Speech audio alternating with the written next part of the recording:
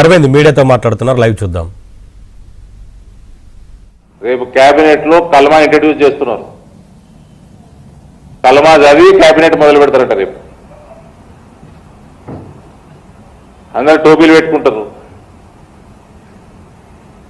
ఈ సిగ్గులేని ముఖ్యమంత్రి వీళ్ళు తుర్కోళ్ళందరూ 2050 వరకు భారతదేశం ఇస్లాం రాజ్యం అవుతుంది అని వాళ్ళు ఏదో ప్రణాళికతో పోతున్నట్టున్నారు వాళ్ళ ఆర్గనైజేషన్స్. ఇటువంటి సిగ్గుమాల ముఖ్యమంత్రి అంటే ఇప్పుడైతుంది ఇస్లాం దేశం.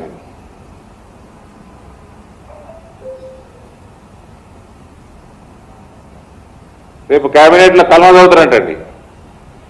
నిజమా కాదా కనుక్కోండి మీరే. కల్మా చదివి మొదలు పెడతారంట. ఇంకా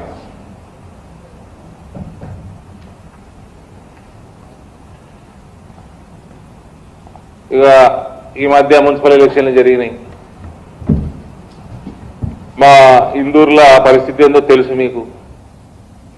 అక్కడ ఒక పిసిసి ప్రెసిడెంట్ డిసిసి ప్రెసిడెంట్ లెవెల్కి పెట్టినాం 4 రోజులు. పిసిసి ప్రెసిడెంట్ డిసిసిని చేసినాం. అవి ఆయన అంటాడు ఇలా బీజేపీ వాళ్ళకి ఎలక్షన్ రాగానే హిందూ ముస్లిం గుర్తుకొస్తాం. तेरा चीफ मिनिस्टर क्या कर रहा है? रेवंतुद्दीन क्या है? चिचोरापन का चरम सीमा है.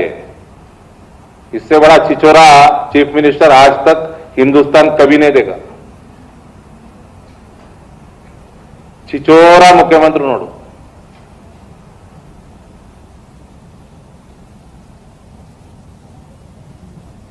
ఇక రేవంతుద్దీన్ అంటే కేబినెట్లో వీళ్ళు కూడా పేర్లు మార్చుకుందాం.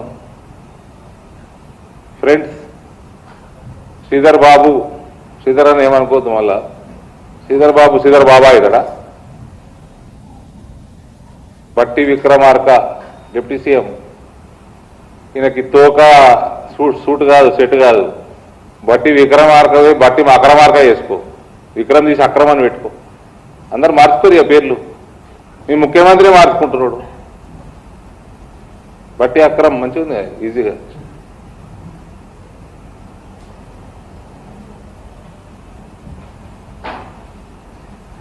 ఈ రకమైన దౌర్భాగ్యం ముఖ్యమంత్రి దొరికిండు. హిందువులందరూ కూడా సీరియస్గా ఆలోచన చేసుకోవాల్సిన అవసరం ఉందండి. మన ఇండ్లలో కూడా భజనలు పెట్టుకోవద్దు, మన దుకాణాల్లో కూడా భజనలు పెట్టుకోవద్దు. వీళ్ళనేమో పనికి మాలిన స్పీకర్లు, విద్యుత్ పెద్ద స్పీకర్లు పెట్టి ప్రపంచం మొత్తం న్యూసెన్స్ చేస్తారు వీళ్ళు. అది పెట్టుకోవచ్చు.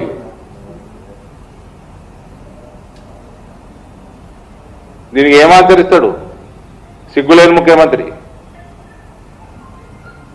ఈయనకే పంచాయత కాదు, మన చేత కాదు, చదువు సంధ్య లేదు.